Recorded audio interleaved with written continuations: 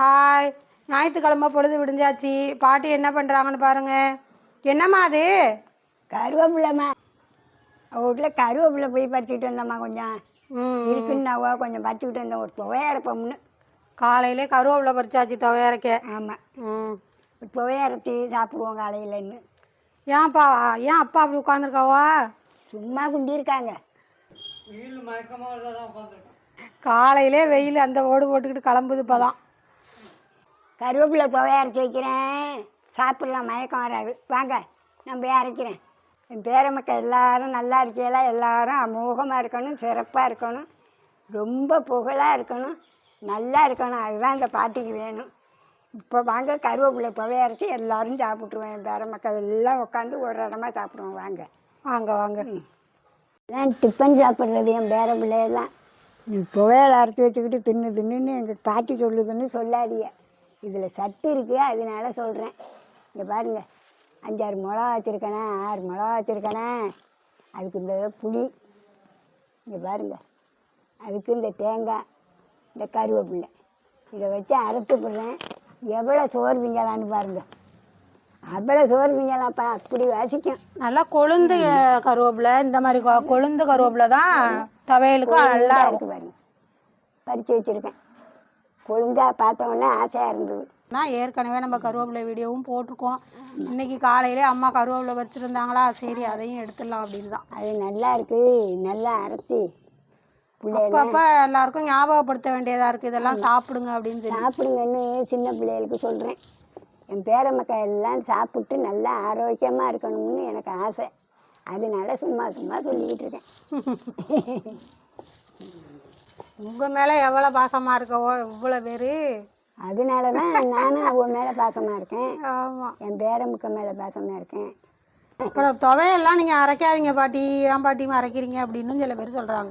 ஆமாம், துவையலை பொறுத்தளவில் நான் அரைக்கிறதுனால அம்மா அவங்க அரைச்சாதான் அவங்களுக்கு பிடிக்கும். அதனால் அவங்களே அரைப்பாங்க. சரி, அவங்க அரைக்கட்டுன்னு விட்டுறது. துவையலை அவ்வளோதான். சில பேர் அம்மி அரைக்க சொல்லாதீங்க, துவைய அரைக்க சொல்லாதீங்க அப்படின்னு சொல்கிறீங்க. அவங்களால முடிஞ்சதை செய்வாங்க, முடியலைன்னா சவனேன்னு படுத்துருவாங்க. அவ்வளோதான். அவ்வளோதான். முடிஞ்சால் உட்காந்துருக்க மாட்டேன்ப்பா. எனக்கு ஏதோ நான் போய் துவையறங்க, அது பண்ணுங்க இது பண்ணுங்க. சில பேர் ஒரு சிலர் அந்த மாதிரி கமெண்ட்ஸ் இல்லை அவங்கள்டே சொல்லிட்டு போட்டோன்னு விட்டுறது. இல்லை, அப்படியெல்லாம் கிடையாது. அவங்க சௌகரியத்துக்காக நம்ம செய்ய முடியும்.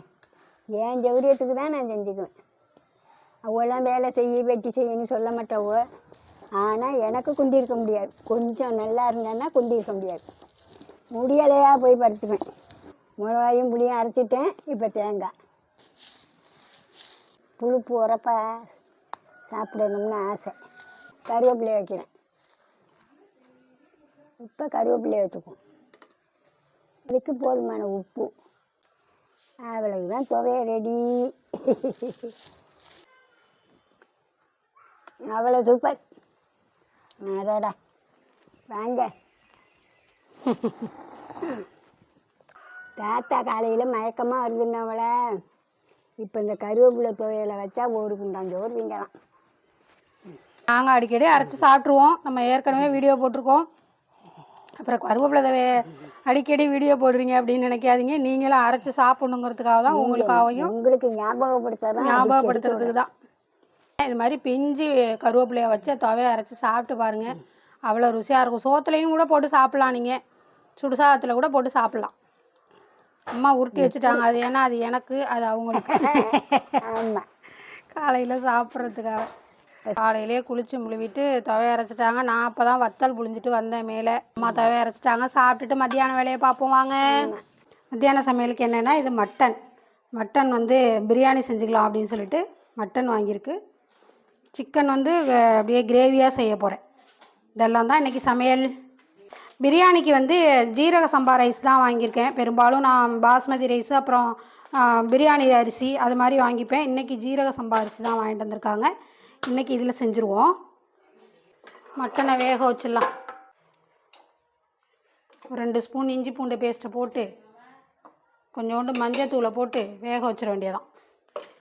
கொஞ்சோண்டு மஞ்சத்தூளை போட்டு தேவையான அளவு கறி முழுகிற அளவுக்கு தண்ணியை வச்சு ஒரு 3 விசில் வச்சு எடுத்துக்கிட்டு அப்புறமா நம்ம பிரியாணி தாளித்து விட்டுடலாம். கொஞ்சோண்டு 65 போட்டுடலான்னு கொஞ்சோண்டு கறி எடுத்து போட்டிருக்கேன். அதில் ஒரு 2 ஸ்பூன் அளவுக்கு இந்த இது 65 மசாலா சூப்பராக இருக்கும். டப்பாவை திறந்தாலே அவ்வளோ வாசம் வரும். இஞ்சி பூண்டு பேஸ்ட், உப்பு தேவையான அளவு உப்பு,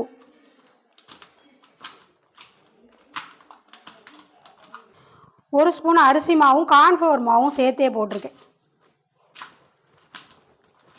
அவ்வளோதான், வேறு எதுவும் சேர்க்க தேவையில்லை. நல்லா கிறிஸ்பியாக பிடிக்கிறதுக்காக தான், கிறிஸ்பியாக இருக்கிறதுக்காகவா அரிசி மாவும், நல்லா கோத்து பிடிக்கிறதுக்காக கொஞ்சோண்டு கார்ன்ஃப்ளவர் மாவும். நல்லா கலர்ஃபுல்லாக இருக்குது பாருங்கள். வேறு எதுவுமே நீங்கள் சேர்க்க தேவையில்லை. அப்படியே நம்ம பிணைஞ்சி வச்சிட்டோம்னா நல்லா ஊறினோன்னா பொரிச்சுக்கலாம். 2 டம்ளர் அரிசி எடுத்துக்கிட்டேன். நல்லா நைஸாக இருக்குது பாருங்கள், ஜீரக சம்பா அரிசி. நான் இந்த ரைஸில் பிரியாணி செஞ்சதில் இன்றைக்கி தான் செய்கிறேன். இப்போ நம்ம அலசிட்டு ஒரு 20 நிமிஷம் ஊற வச்சிடலாம். நம்ம இப்போ மட்டன்லாம் வேக வச்சு எடுத்துகிட்டு எல்லாம் ரெடி பண்ணிட்டு வந்துட்டோம். தாளிக்கிறதுக்கு கொஞ்சம் எண்ணெய் ஊற்றிருக்கேன். 1 ஸ்பூன் அளவுக்கு நெய் போட்டுக்குவோம்.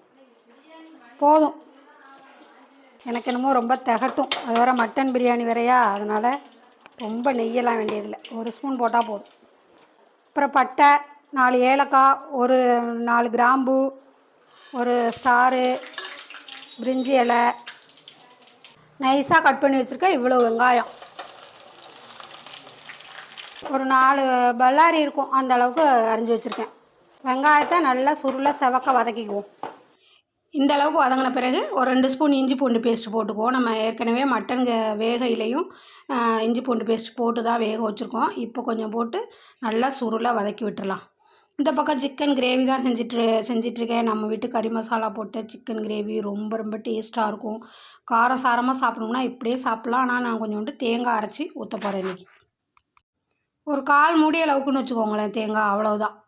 ஊற்றி கொஞ்சமாக தண்ணி ஊற்றி கிரேவியாக வச்சுக்கலான்னு. ஏன்னா பிரியாணிக்கு அவ்வளோ காரமாக சாப்பிட்டா சரியாக இருக்காதுல்ல, பிரியாணி கூட வச்சு சாப்பிட. அதனால தான் கொஞ்சம் தேங்காய் போட்டு கிரேவியாக செஞ்சுக்க போகிறேன். இதே சாம்பார் சாதம், ரசம் சாதத்துக்குன்னா நம்ம தேங்காய் ஊற்றாமல் நம்ம எடுத்துக்கிட்டோம்னா நல்லாவே இருக்கும். அவ்வளோதான், தேங்காய் ஊற்றி நல்லா ஒரு கொதி வந்தோடனே நம்ம ஆஃப் பண்ணிக்கலாம். சிக்கன் கிரேவி ரெடி ஆகிடும்.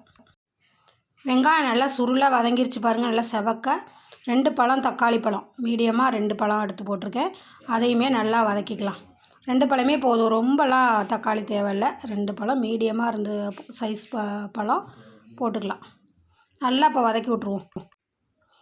ஒரு 1/4 ஸ்பூன் மஞ்சத்தூள் போட்டுக்கலாம். ஏற்கனவே நம்ம வீட்டு கறி மசாலா தூள் போட்டு தான் பிரியாணி செய்ய போகிறோம். அதுலேயே மஞ்சள்லாம் போட்டு தான் அரைச்சிருக்கோம். இருந்தாலும் இந்த தக்காளியெல்லாம் நல்லா வேகிறதுக்கு கொஞ்சமாக மஞ்சத்தூள் போட்டு நல்லா வதக்கி விட்டுடலாம். நல்லா அவ்வளவு புதினா மல்லி அதையும் போட்டுக்கலாம். அப்படியே வதக்கி விட்டுட்டு நம்ம வீட்டு கறி மசாலா இருக்கு இல்லையா, அதில் 2 ஸ்பூன் அளவுக்கு எடுத்து வச்சுருக்கேன், அதை போட்டுக்கிறேன். அப்புறம் தாளிக்கிறதுக்கு 2 பச்சை மிளகாவையும் போட்டிருக்கேன். அதை மிஸ் பண்ணிட்டேன் வீடியோ எடுக்க. மசாலா நல்லா பச்சை வாசம் போகிற அளவுக்கு வதக்கி விட்டுட்டு தயிர் ஒரு 2 ஸ்பூன் தயிர் போட்டு, நம்ம தயிர் போட்டோடனே அதையும் நல்லாவே கலந்து விட்டுறணும், இல்லைனா திரிஞ்சு போயிடும். நல்லா கலந்து விட்டுட்டு நம்ம வேக வச்சுருக்கோமா மட்டனே, அதை எடுத்து அதோடு சேர்த்து நல்லா மசாலாவோட கலந்து விட்டுடலாம்.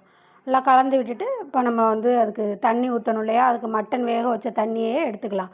ஒரு 2 டம்ளர் நான் ரைஸ் போட்டேன், 4 டம்ளர் தண்ணி. 1 டம்ளருக்கு 2 டம்ளர் தண்ணி கரெக்டாகவே இருக்கும் இந்த ஜீரக சம்பா ரைஸுக்கு. இப்போ எல்லாத்தையும் குக்கரில் மாற்றி விட்டுட்டேன். பாருங்கள் எப்படி இருக்குதுன்னு சொல்லிட்டு, நல்லா கலர்ஃபுல்லாக இருக்கா. நம்ம வீட்டு கறி மசாலா போட்டு பிரியாணி செஞ்சு பாருங்கள், ரொம்பவே நல்லாயிருக்கும்.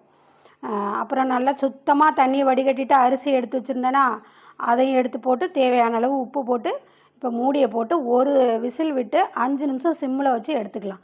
இந்த பக்கம் சிக்கன் கிரேவியும் ரெடி ஆகிட்டு, கடைசியாக புதினா மல்லி தூவி ஆஃப் பண்ணிட்டேன். அப்படியே நீங்கள் ஞாயிற்றுக்கிழமையாக இருந்தாலும் சீப்பு முறுக்கு ஆர்டர்லாம் நிறையவே இருக்குது. அதனால் சீப்பு முறுக்கு அதெல்லாமே போட்டுக்கிட்டு இருக்காங்க. முறுக்கை உடைக்கவே மனசில்லை. பாருங்கள் எப்படி இருக்குது முறுக்குன்னு.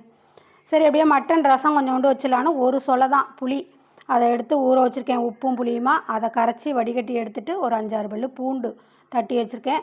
ஒரு கொத்து கருவேப்பிலை கொத்தமல்லி போட்டு 2 சின்ன பழம் தக்காளி, ஒரு 1/4 ஸ்பூன் மஞ்சத்தூள், ஒரு 1/2 ஸ்பூனுக்கிட்ட ரசப்பொடி. நம்ம வீட்டு ரசப்பொடியிலே மஞ்சத்தூள்லாம் போட்டிருக்கோம். இருந்தாலும் அது பொடியாக இருக்குல்ல, குறப்பாக, அதனால் மஞ்சள் எடுத்து கொடுக்க மாட்டேங்குது. அதுக்காக தான் கொஞ்சோண்டு மஞ்சத்தூள்.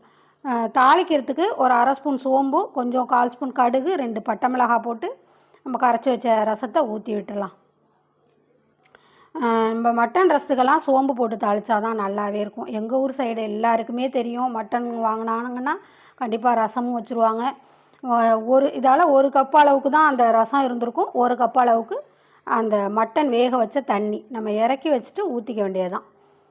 பாருங்கள் எப்படி இருக்குன்னு, அவ்வளோ சூப்பராக இருக்குங்க. எங்களுக்கு ரொம்ப பிரியாணியோட மட்டன் ரசம் தான் பிடிக்கும். அப்படியே சிக்கன் 65யும் பொரிச்சாச்சு. நான் பொரிச்சு எடுத்து வச்சுருக்கேன் பாருங்கள். நல்லா கிறிஸ்பியாக இருக்கும் பார்த்தீங்களா? டேஸ்ட்டும் அவ்வளோ டேஸ்ட்டாக இருக்கும். பிரியாணி ஓப்பன் பண்ணிடலாமா? அப்பாடா சூப்பராக இருக்குது. மேலாப்பில் கொஞ்சோண்டு புதினா மல்லி போட்டுட்டு எடுத்து பார்த்துருவோம். நல்லா உதிரி உதிரியாக வந்திருக்கான்னு. நல்லாவே வந்திருக்கு. சூப்பராக உதிரி உதிரியாகவே வந்திருக்கு. பாருங்கள் எப்படி இருக்குது. ஜீரக சம்பா மட்டன் பிரியாணி. வாங்க எனக்கு டேஸ்ட்டு பார்த்துடலாம். டேஸ்ட்டு பார்த்துருவோம். இங்கே பாருங்கள் எவ்வளோ உதிரி உதிரியாக அவ்வளோ சூப்பராக இருக்குது. செம்மங்க. நல்ல டேஸ்ட்டு தாங்க இந்த அரிசி. சூப்பராக நல்ல டேஸ்ட்டாக இருக்குது. வாங்க இப்போ தாத்தா பாட்டிக்கு கொண்டு போய் கொடுத்துட்டு வந்துடலாம். சாப்பிட்லாமாம்மா? சாப்பிடுவோம்மா. இந்த இலை இருக்க போயிருக்காங்க அப்பா. இதெல்லாம் எடுத்துகிட்டு வந்து வச்சுட்டேன். இந்த அப்பா இலை இருக்க போயிருக்காங்க. பிரியாணி கொஞ்சம் எடுத்துருக்கேன். ஒயிட் ரைஸ் கொஞ்சம், அப்புறம் ரசம் ஊற்றி சாப்பிடுவாங்க. அதுக்காக தான். பிரியாணியோட ரசம் ஊற்றி சாப்பிட்டா ரொம்ப பிடிக்கும். 2 பேருக்குமே அதான் பிடிக்கும். ஆமாம், மட்டன் ரசம் தான் எங்களுக்கு 3 பேருக்கும் அதான் பிடிக்கும். அதான் தேவையில்லை. வெள்ளை சோறு தின்னோம்னா தான் நல்லாயிருக்கும். சாப்பிட்டுட்டு டேஸ்ட்டு சொல்லுங்கள். சூப்பர் சாப்பாடு. பிரியாணி சாப்பாடு. இங்கே பாருங்கள், வெள்ளை சாதம், ரசம். இந்த பாருங்கள் கோழி ஒரு பீஸ் எடுத்து வச்சுக்கிட்டாங்க. அவ்வளோதான், அவங்களால சாப்பிட முடியாது. ஆமாம், கொஞ்சம் கொஞ்சம் எடுத்துக்கிட்டேன். உங்கள் வீட்டில் ஞாயிற்றுக்கிழமை என்ன சாப்பாடுன்னு சொல்லுங்கள். எல்லோரும் வாங்க சாப்பிடுவோம் அழகா. இந்த வீடியோ பிடிச்சா ஒரு லைக் போடுங்க, ஒரு சப்ஸ்கிரைப் பண்ணுங்க. பாய். அடுத்த வீடியோவில் பார்ப்போம். சரி, எங்களுக்கும் வயிற்ற பசிக்குது, நேரம் ஆகிட்டு நாங்களும் போய் சாப்பிட்றோம். நல்லா இருக்குல்லப்பா எல்லாம்? சூப்பராக இருக்குப்பா. சாப்பிடுங்க சாப்பிடுங்க. உங்களுக்கு பிடிச்ச ரசமும் தான் இருக்கே. ஆமாம், அவங்களுக்கும் பிரியாணியோட அந்த ரசம் வெள்ளை சாதம் அதான் பிடிக்கும். அதுக்காகவே வச்சாச்சு. வச்ச உடனே சந்தோஷம். அதுதான் பேர். ஆமாம், பிரியாணியா அப்படின்னு போவோம். வெள்ளை சோறு ரசம் வேணும். அதான் சூப்பராக இருக்குது. அருமையாக கறிப்பட்டு எல்லாம் அருமையாக இருக்குது. நீங்கள் வாங்க சாப்பிடுவோம். பாய்.